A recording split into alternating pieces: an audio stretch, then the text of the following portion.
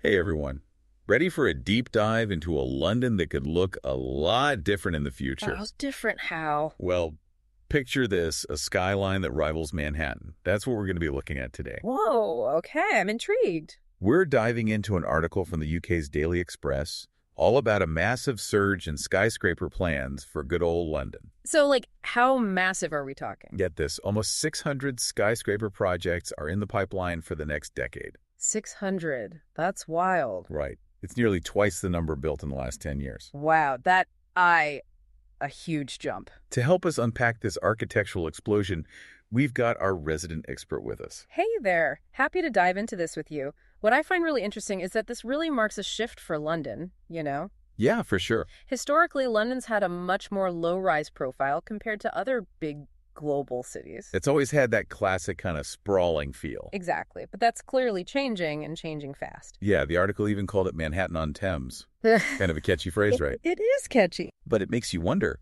why this sudden skyscraper boom? What's going on? Well, let's start with the basics. London's population is on track to hit 10 million. Yeah, I saw that somewhere. 10 million people. A lot of people needing homes, workspaces, all the stuff that makes a city work. More people, more need for space. That makes sense. But is that the whole story? Not quite. The article also pointed to a huge wave of overseas investment that's pouring into London's real estate market. Oh, so it's global money, too. Absolutely. That kind of cash fuels these big, ambitious skyscraper projects. So it's not just about meeting local needs. It's about global capital looking for a place to, park itself. You got it. And I bet the demand for office space is changing too, right? With all the remote work and tech companies. Absolutely.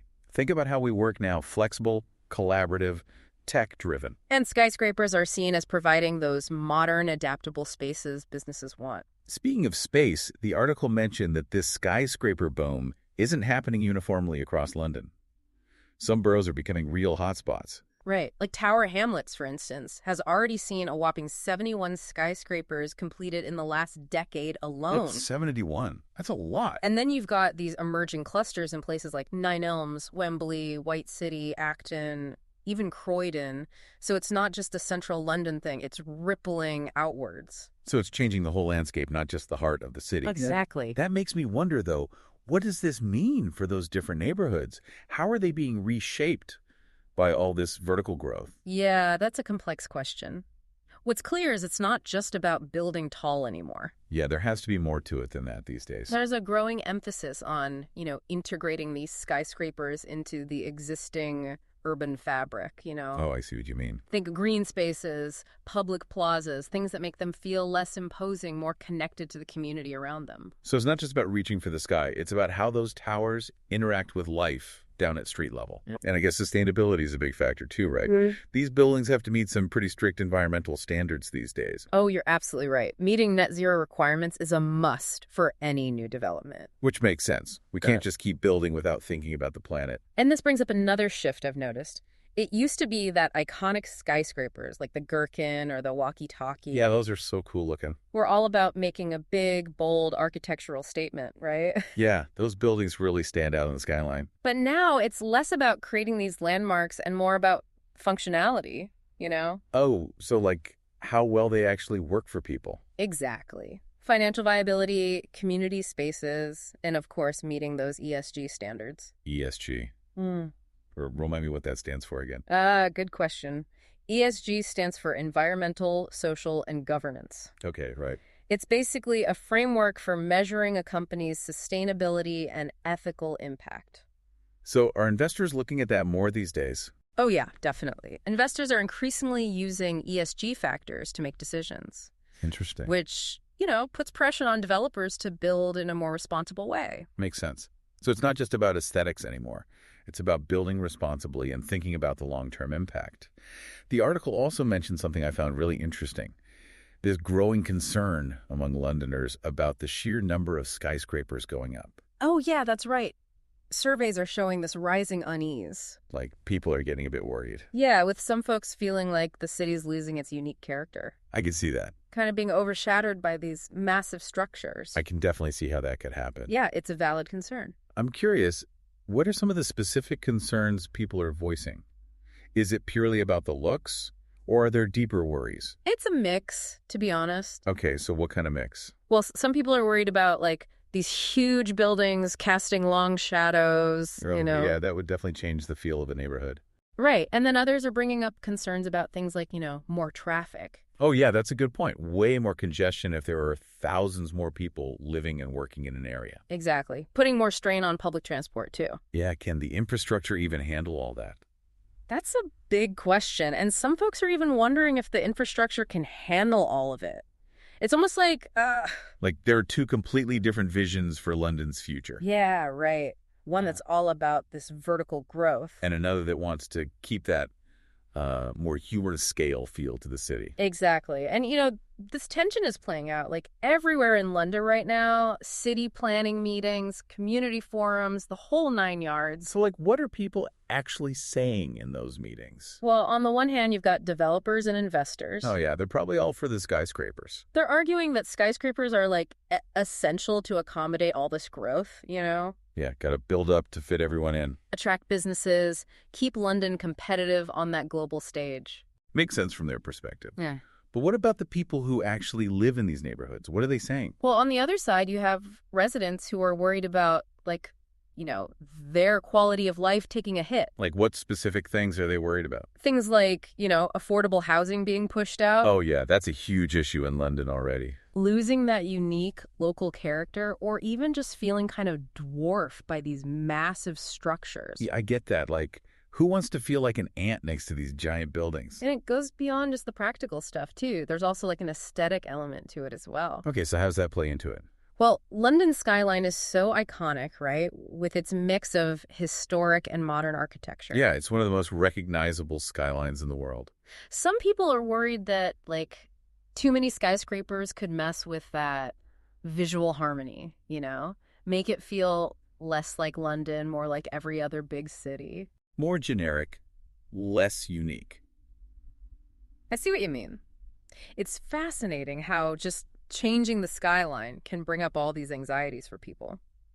The article mentioned that around 50% of Londoners surveyed felt there were already too many tall buildings in the city. Yeah, that's a pretty big chunk of people. It is, especially considering it was only around 32% back in 2014. So there's definitely this growing sentiment that maybe things are going a little overboard with all the skyscrapers. Kind of makes you think. It does. Like, are we building these things for the right reasons? Who benefits from them? Who ends up paying the price? Yeah, those are some tough questions. So is the city actually doing anything to address these concerns? Well, they are definitely pushing for more community engagement in the whole planning process. Oh, so trying to get residents involved earlier on. Exactly. So it's not just like developers showing up with a finished design and saying, hey, this is what we're building, deal with it. That makes a lot more sense. Let people have a say before it's too late to change things. Right. And there's also talk about, things like height restrictions in certain areas. So not just letting developers build as high as they want, wherever they want. Protecting views of historic landmarks, ensuring that new developments include affordable housing options, that kind of thing. Okay, so it sounds like they're realizing that just letting the market dictate how the city grows might not actually be the best approach. It's more nuanced than that. There's a growing understanding that, urban development needs to be more holistic, like taking into account all the different impacts of these changes. Not just the physical impact, but the social, environmental, even psychological impacts. Yeah, exactly. It's not just about, adding more square footage. It's about creating a city that works for everyone. Reminds me of that saying, think globally, act locally. Like, we're talking about a global trend here with all these cities growing upwards, but the solutions need to be tailored to each individual place. That's a really good point. What works in New York or Dubai might not work at all in London. Each city has its own unique character, its own history, its own challenges. Totally. It's about finding that sweet spot between, preserving what makes a city special, but also embracing innovation and change. Exactly. And London's trying to figure this all out right now. Yeah, it's a work in progress for sure. It's a real challenge, but it's one that a lot of cities around the world are facing right now. It's like we're all watching this urban evolution unfold in real time. Kind of exciting and a little bit scary all at once. I know, right? And this brings us back to you, our listener. We'd love to hear your thoughts on this. What are your hopes and worries for the future of our cities? What role do you think skyscrapers should play? Do you picture a skyline full of these towering giants or something a little different? Share your thoughts. We're really interested to hear your perspective because At the end of the day, these aren't just questions for, like, architects and city planners. They're No, questions for all of us, right? yeah, for everyone who lives in and cares about these amazing urban spaces. So that's it for part 2 of our deep dive into London's skyscraper boom. A story of ambition, change, and this constant push and pull between progress and preservation. All right, welcome back for the final part of our skyscraper saga. Where we left off, we were asking if London's reaching for the sky is really a good thing. Yeah. Is it progress, or should we, like, pump the brakes a little? Exactly. We've talked about, what's driving all this construction, what Londoners are saying about it, and how the city needs to find some kind of balance. Definitely. It's complicated. But I think this whole conversation, it goes way beyond just London, right? Oh, yeah, for sure. So many cities are dealing with how to grow without, like, losing their soul. Think about places like New York. Yeah, iconic skyline, but super crowded. Or Dubai, where the skyscrapers are just, like, mind-blowing. Like something out of a sci-fi movie. Right. But every city's choices about, like, what their skyline looks like. It impacts everything. Yeah, it really does. Housing costs, commutes, the environment, how it feels to live there. It all ties together. And, speaking of the environment. Those super tall buildings, they're not exactly eco-friendly, are they? Not really. They use up so much energy and resources. Like they're energy hogs. Plus, they create these weird microclimates, Oh, yeah, I've heard about that. Wind tunnels, shadows that affect the whole area. Not good for the people down below. And then there's the carbon footprint of all that steel and concrete. Yeah, that's a lot to think about. So if building higher and higher isn't the answer, what are the alternatives? Cities can't just stop growing, right? Exactly. It's more about, like, finding smarter ways to grow. So how do we do that? Well, there's this movement toward more human-centered urban design. Okay, what does that mean exactly? Making it easier to walk places, more green spaces, buildings that actually fit into the neighborhood. So instead of just reaching for the sky, maybe we spread outwards a bit more. And more thoughtfully, right? More thoughtfully, yeah, that's key. It's about creating cities that are livable, not just like super efficient machines. Yeah, I like that. Cities for people. Exactly.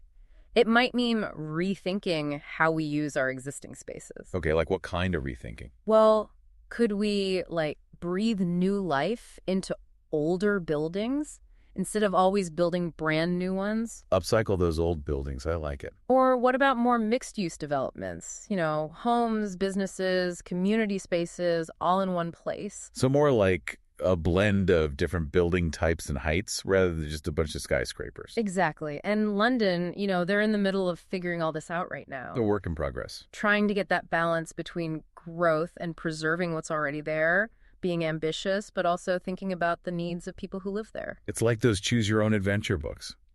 London's at a crossroads, and the path they pick now will shape their future for years to come. It's kind of exciting, but also a little bit, like, nerve-wracking. Totally. It's a big deal. And this brings us back to you, our listener. Yeah, we want to hear from you. What are your hopes and worries for the future of our cities? What role do you think skyscrapers should play? Do you imagine a skyline that's packed with these huge towers? Or do you see something a little different? Let us know your thoughts, because really, this isn't just a question for architects and city planners, right? No, it's for all of us. For everyone who calls these incredible cities home. Well, that wraps up our deep dive into London's skyscraper boom. We covered a lot of ground today. Yeah, a story about ambition, change, and this constant back and forth between progress and preserving what we have. Who knows what will happen next in London's skyline story? It's a story that's still being written. But it's going to be fascinating to watch unfold. So, until next time, keep those imaginations soaring.